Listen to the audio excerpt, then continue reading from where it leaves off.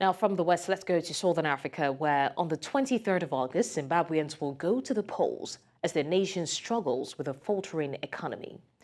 In what might be a closely contested election, presidential candidates are looking to the nation's youth to help boost their numbers as voters expect to cast their ballots without intimidation and violence.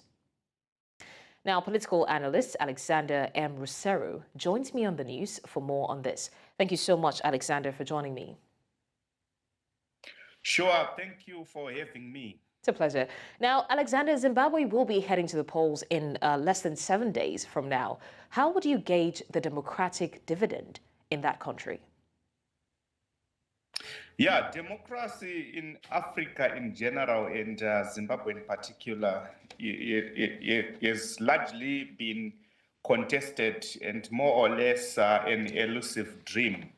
But with regards to the electoral and political environment, yeah, there's been a slight positive improvement as compared to previous elections, in as much as some semblance of peace and some semblance of minimum levels of violence and skirmishes are concerned.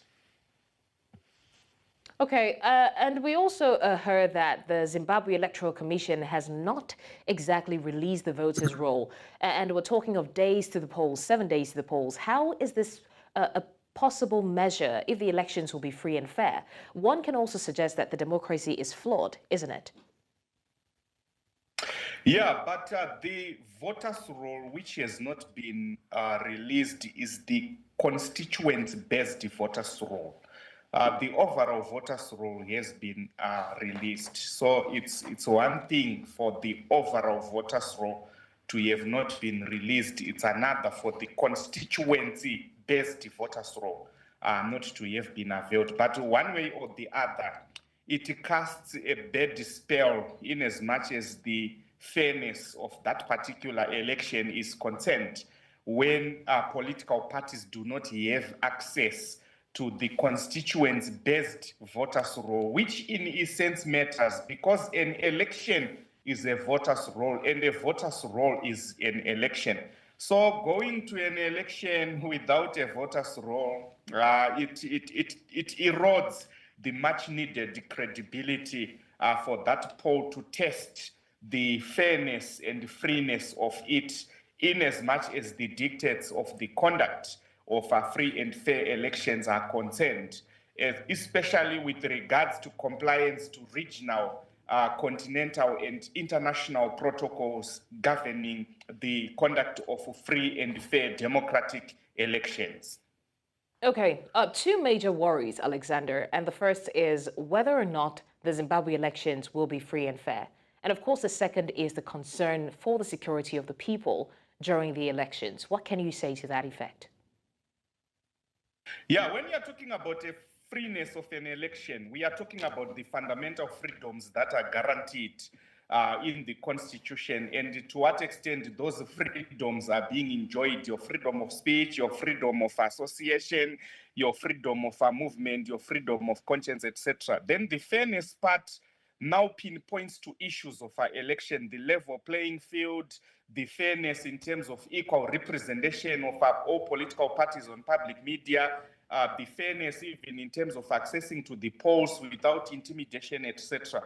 So it is very difficult to bunch all this and then say, therefore, the election is not free and fair. There are certain aspects where you can actually pinpoint some degree of improvement, some degree of freeness and fairness, but there are others that you can see and that can leave a lot to be desired. So in terms of the freeness and fairness of the conduct of Zimbabwe's elections, the electoral playing field largely remains one that is tilted in favor of ZANU-PF as opposed to the opposition.